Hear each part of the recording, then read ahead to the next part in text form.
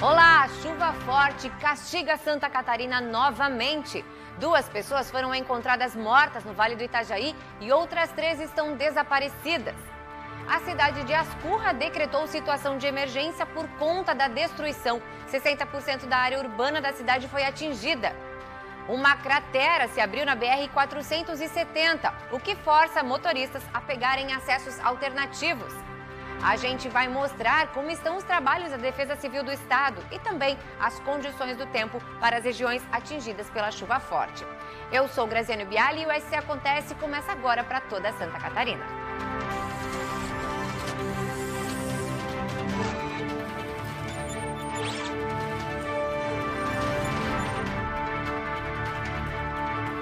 Olá, muito boa tarde para você. Olha, terça-feira foi de chuva e destruição em Santa Catarina. Várias regiões foram atingidas. No Vale, um homem e um bebê morreram soterrados e ainda tem pessoas desaparecidas. No Oeste, uma microexplosão assustou moradores e uma cratera se abriu numa rodovia. Veja os detalhes na reportagem. Um temporal atingiu a cidade de Rodeio, no Vale do Itajaí. Em poucas horas, choveu mais de 200 milímetros. Praticamente o esperado para o mês todo. A cidade ficou debaixo d'água. Um homem de 30 anos e uma criança de 4 foram encontrados sem vida depois de um deslizamento de terra no Morro do Pico. Outros pontos da cidade também registraram queda de árvore e desmoronamento de terra, além de casas que ficaram alagadas. Algumas regiões estão sem energia elétrica e sem comunicação.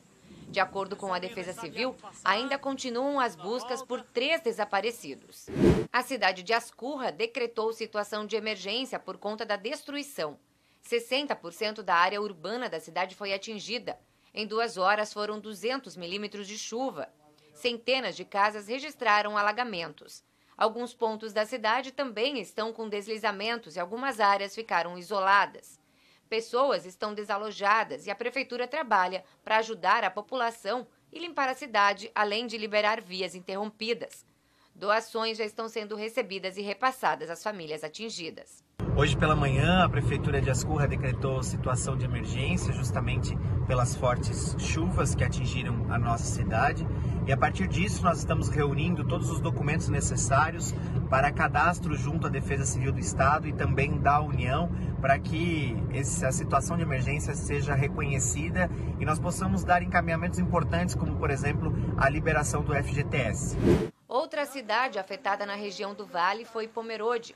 A chuva alagou vários pontos. Um homem precisou subir em uma árvore para escapar da enxurrada.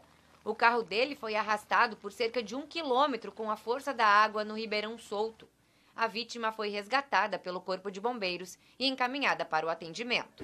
Em Indaial, a BR-470 está totalmente interditada. Ontem à noite, com a força da chuva, a pista cedeu. Por sorte, não havia carro passando.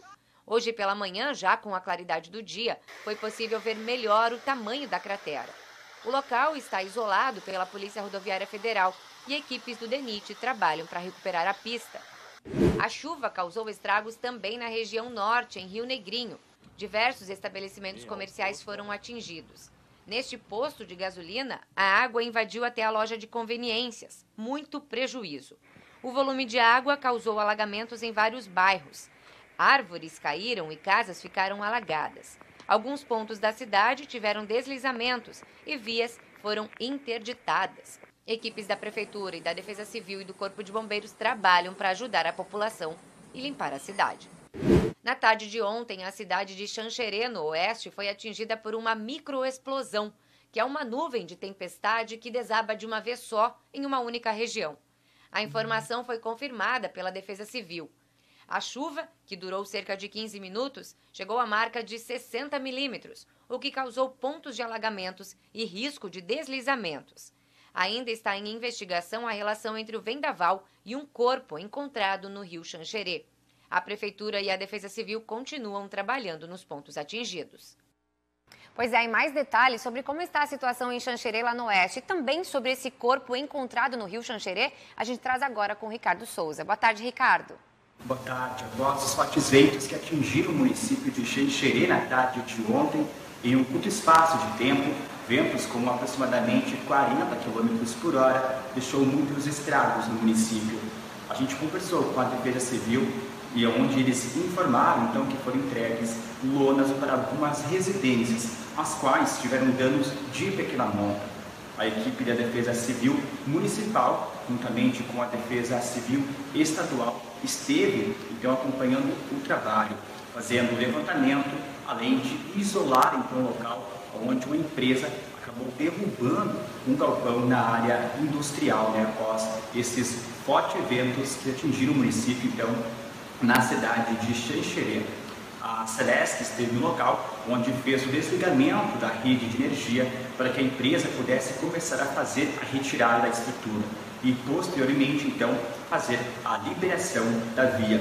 Um outro fato é que o corpo de um homem em estado de decomposição foi encontrado no rio Xanxerê, às margens da BR-282, após a forte enxurrada então, que atingiu o município na tarde de ontem. Ele foi resgatado quando ficou preso em alguns galhos. A Polícia Civil e a Polícia Científica foram acionadas e agora, então, segue o trabalho de investigação no município. Volto contigo no estúdio. Muito obrigada. Olha, e ainda falando sobre a chuva, a gente vai ao vivo agora até a Defesa Civil aqui de Santa Catarina para conversar com a repórter Júlia Matos, que vai trazer informações para a gente. Boa tarde, Júlia. Como é que está o monitoramento nessas regiões atingidas e, claro, em todo o estado? Porque eu acho que tem mais previsão de temporal por aí, é isso? Tem sim, Grazi. Boa tarde para você que nos acompanha. A Defesa Civil ela está em alerta desde o início dessa semana para poder acompanhar a situação das chuvas em todas as regiões do estado, Essa manhã, o governador do estado, Jorginho Melo, junto com o comandante do Corpo de Bombeiros Militar de Santa Catarina, Fabiano de Souza, estiveram aqui na sede da Defesa Civil para poder discutir sobre o assunto e entender o que vai ser feito dos próximos dias. Aqui comigo está o Coronel César, que é diretor de gestão de desastres aqui na Defesa Civil. Coronel, a gente sabe que teve várias situações, várias regiões atingidas, registraram estragos. Como que está sendo feito o trabalho da Defesa Civil nesses locais? Bom, nós começamos já desde ontem, às 21 horas aproximadamente, a resposta, que envolve aí o Corpo de Bombeiros, a Polícia Militar, já dando apoio aos municípios. A parte de busca também foi realizado e o trabalho integrado entre as comissões municipais, nossos regionais de Defesa Civil, fez com que a gente tivesse aí uma resposta mais efetiva. Em alguns municípios já estão na fase de recuperação e, efetivamente, outros ainda estão na fase de resposta. Nós temos 2 corpos ainda que estão em busca, já confirmamos 2, 3 óbitos, sendo que certamente podemos chegar a 5 neste momento. Certo, a gente sabe que Santa Catarina tem sido atingida por vários fenômenos desde o começo, desde o final do ano passado, na verdade. Por que isso acontece? Bom, é um somatório de fatores, desde a própria geografia até os aspectos dessa alimentação desses sistemas, que é muita umidade, muito calor, faz com que se tenha metade do estado sob estiagem e outra metade sob chuva intensa, e bem como para completar esse combo aí muita chuva, muito vento, aliás. Então essa é a condição de alimentação dos sistemas dessa época. Certo, a gente sabe que as chuvas vão continuar, inclusive nessa madrugada, As cidades mais atingidas devem se preocupar?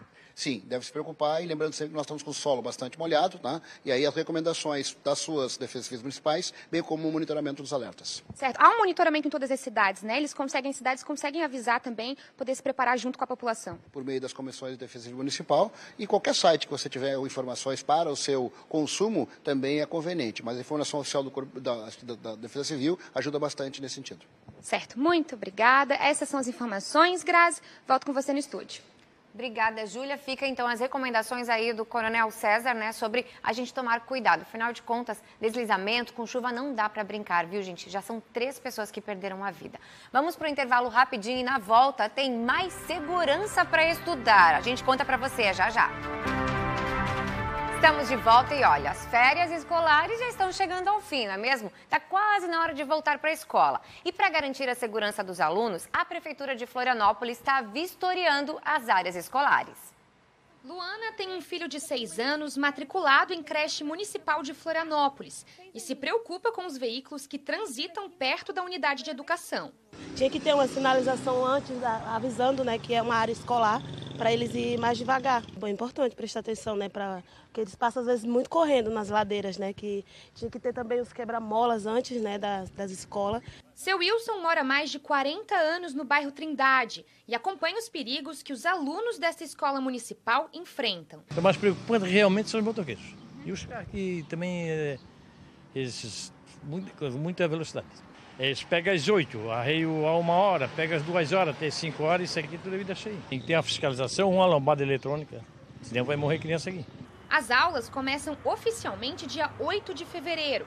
E até lá, a Secretaria de Mobilidade Urbana vai fiscalizar a sinalização em todas as áreas escolares. Os núcleos de educação ficam em áreas de fácil acesso aos moradores do bairro, como este no centro de Florianópolis. Por isso, o local deve estar bem sinalizado. Com as vistorias, o poder público deve verificar se pontos de ônibus, faixas de pedestres e placas de área escolar estão instaladas e se precisam de algum reparo.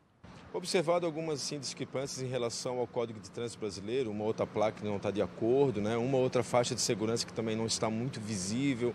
Então, essas questões que realmente a gente vai trabalhar em cima. O núcleo de educação do bairro Tapera, por exemplo, precisa que a faixa de pedestres seja pintada novamente. No mesmo bairro, a Escola do Futuro ainda não recebeu a placa que indica que ali é uma área escolar. Em outra unidade, na Lagoa, a faixa de pedestre está quase sumindo e precisa de reforço. A ideia é até sexta-feira finalizar todo esse levantamento, né, para que a gente possa conversar com o pessoal da empresa que faz todo esse trabalho, junto com o pessoal da Diretoria de Operações de Trânsito, para a gente dar o andamento em toda essa parte de sinalização e finalizar antes do início das aulas. Muito bem, o SC Acontece de hoje fica por aqui, mas antes eu faço um convite a você para visitar o nosso portal tvbv.com.br e ficar bem informado. A gente está de volta amanhã, 12h45, e você fica agora com o programa da Fátima Guimarães.